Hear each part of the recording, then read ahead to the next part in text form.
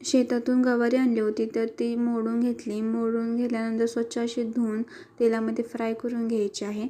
Fry करून झाली की त्यामध्ये आपल्याला लगेच चवीनुसार मीठ, हळद आणि लाल तिखट टाकायचे. घरचे बेसिक मसाले मी टाकले आहे त्यामध्ये. कोणताही मसाल्याचा वापर न करता साध्या पद्धतीने अशी गवारीची भाजी करायची, जेणेकरून खूप अशी भारी लागते खायलासुद्धा. तर ह्यामध्ये मी पाणीसुद्धा टाकलेलं आहे आणि झाकण ठेवून उकळी काढून घेतलेली आहे मी. आणि उकळी काढल्यानंतर त्यामध्ये शेंगदाण्याचं कूट टाकलं. कूट टाकल्यामुळे भाजीला चव छान येते. आणि लगेच इथे मी कणिकसुद्धा मळाय घेत आहे. कणकीमध्ये मीठ टाकायचं चवीनुसार आणि पाणी टाकून छान अशी कणिक मळून घ्यायची. मऊसूद अशी मळायची कणिक, जेणेकरून चपात्यासुद्धा मऊसूद अशा होतात. तर ह्यामध्ये लगेच मी तेल टाकते. तेलाचा हात लावते कणकीला. हात लावायचा आणि थोडंसं मळून घ्यायची कणिक आणि थोडीशी रेस्ट करायसाठी बाजूला ठेवायची. तोपर्यंत पूर्ण तयारी करून घ्यायची चपात्याची. चपात्या लाटण्यासाठी पळपूट घ्यायचा आहे.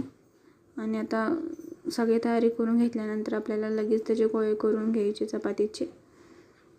चपातीचे गोळे करून घ्यायचे सुरुवातीला, जेणेकरून टाईम आपला वाचतो. आणि एकीकडे लगेच आपल्याला तवासुद्धा गरम करायला ठेवायचा.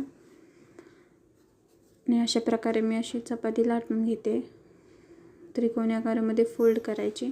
त्यामध्ये पीठ थोडंसं लावायचं आणि चांगली चपाती सेलसार असं लाटून घ्यायची.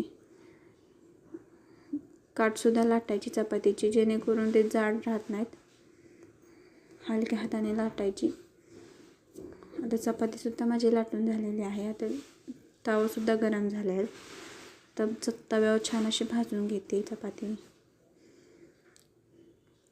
गॅस फुल करायचा चपाती भाजताना.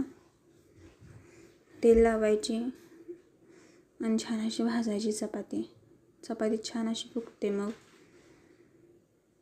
आता आपली चपातीसुद्धा तयार आहे आणि आपलं जेवणाचं ताटसुद्धा, गवारीसुद्धा झालेली आहे आपली. तर गवारी, चपाती आणि पनीरची भाजी आहे, तीसुद्धा मी घेतलेली आहे. असं आपलं जेवणाचं ताट आहे. तर आजचा व्हिडिओ कसा वाटला नक्की कमेंट करून सांगा. आणि व्हिडिओ आवडल्यास व्हिडिओला लाईक, शेअर, सबस्क्राईब नक्की करा. Thanks for watching video. Bye.